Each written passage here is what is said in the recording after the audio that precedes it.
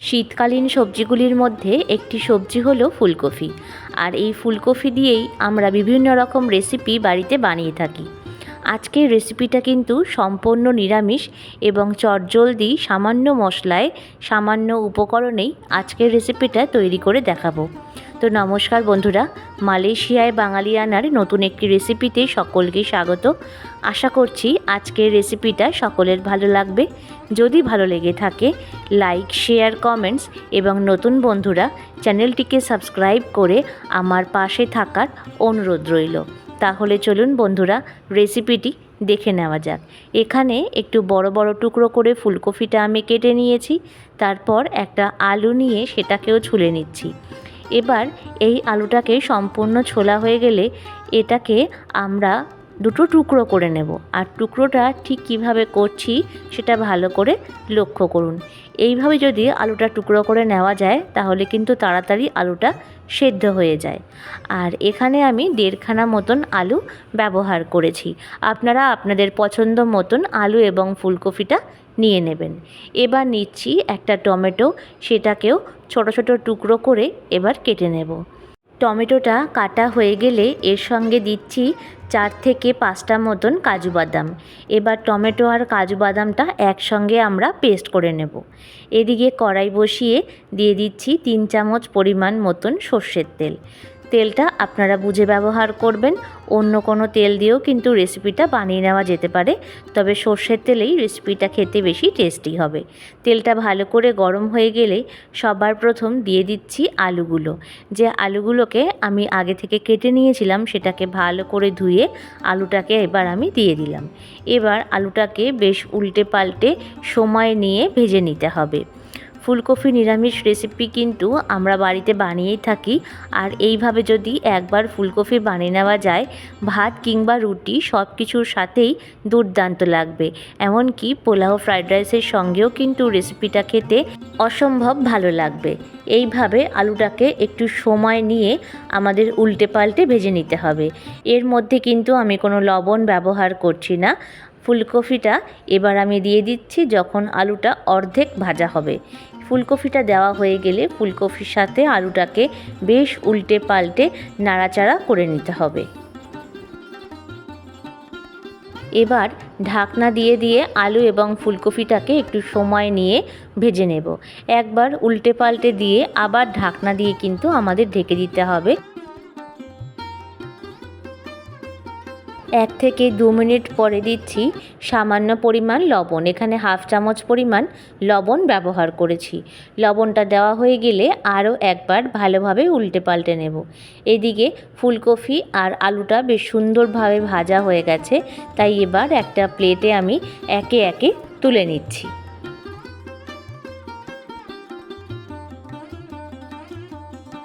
ফুলকপি এবং আলু তোলা হয়ে গেলে দিচ্ছি সামান্য পরিমাণ তেল, যেহেতু তেলটা এখানে একদমই কম ছিল।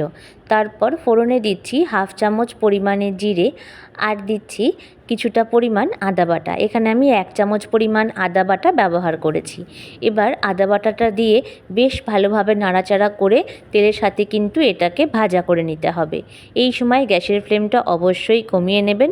তারপরে দিচ্ছি সামান্য পরিমাণ জল, যাতে মশলাটা এখন ব্যবহার করব তলায় না ধরে যায়। সামান্য জল দেওয়া হয়ে গেলে একবার নাড়িয়ে চাড়িয়ে নিয়ে দিচ্ছি বেশ কিছু রেগুলার মশলা।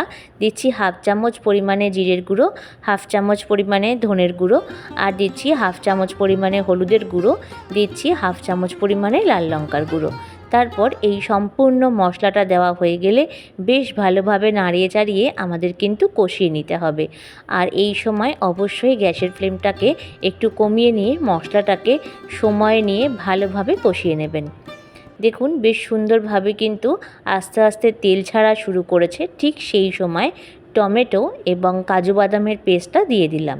এবার আরও একবার বেশ কিছুক্ষণের জন্য নাড়িয়ে চাড়িয়ে নিতে হবে। এবার ব্যবহার করছি 2 চামচ পরিমাণে টক দই। টক দইটা কিন্তু নর্মাল টেম্পারেচারে রাখা ছিল। যদি ফ্রিজের হয় অবশ্যই আগে থেকে ফেটিয়ে ব্যবহার করবেন, নচেত টক দইটা কিন্তু ফেটে যাবে আর খেতে তখন ভালো লাগবে না। এবার টক দইটা দেওয়া হয়ে গেলে ভালোভাবে নাড়িয়ে চাড়িয়ে কষিয়ে নেব। 1 থেকে 2 মিনিট পরে ভালোভাবে কষানো হয়ে গেলে যে ফুলকপি আর আলুটা ছিল সেটাও এবার আমি দিয়ে দিলাম।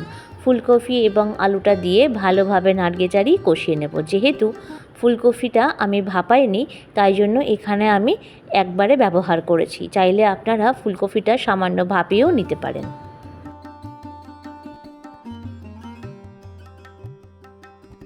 1 থেকে 2 মিনিট ভালোভাবে কষিয়ে নিয়ে দিচ্ছি সামান্য পরিমাণ কাশ্মীরি লাল লঙ্কার গুঁড়ো, যাতে রঙটা ভীষণ ভালো আসে।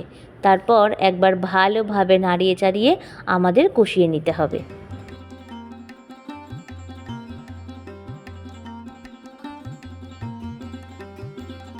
দর্শক বন্ধুরা, আমার এই ছোট্ট চ্যানেলে কিন্তু আপনাদের সাপোর্টের বড্ড প্রয়োজন, তাই সকলে প্লিজ সাবস্ক্রাইব করে আমার পাশে থাকবেন। দিচ্ছি সামান্য পরিমাণ লবণ আর সামান্য পরিমাণ চিনি স্বাদটা ব্যালেন্স করার জন্য। তারপর ভালোভাবে কষিয়ে নিয়েছি। দেখুন মশলাটা সম্পূর্ণ কষা হয়ে গেছে আর তেল সামান্য ছাড়তে শুরু করে দিয়েছে।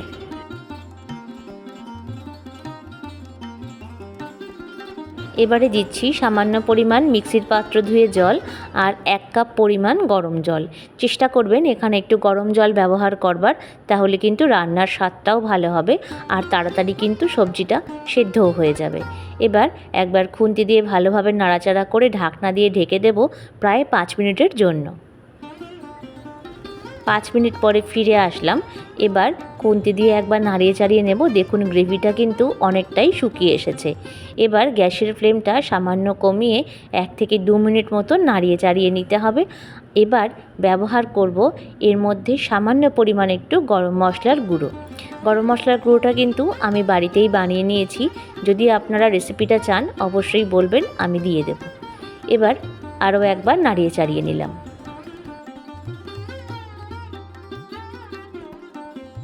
যেহেতু রেসিপিটা সম্পূর্ণ নিরামিষ, তাই এখানে 1 চামচ পরিমাণ ঘি ব্যবহার করেছি। তারপর একবার নাড়িয়ে নিয়ে এটাকে ঢাকনা দিয়ে প্রায় 30 মিনিট মতন ঢেকে রেখে দিতে হবে গ্যাসের ফ্লেম অফ করে।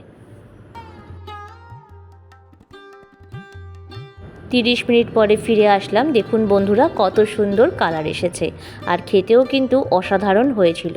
আশা করছি আজকের রেসিপিটা ভালো লেগেছে। লাইক, শেয়ার, কমেন্টস এবং নতুন বন্ধুরা চ্যানেলটিকে সাবস্ক্রাইব করে আমার পাশে থাকবেন। প্রত্যেকে ভালো থাকবেন, সুস্থ থাকবেন। রেসিপিটা বাড়িতে বানিয়ে জানাবেন কেমন লাগলো। ফিরে আসছি নতুন ভিডিও নিয়ে।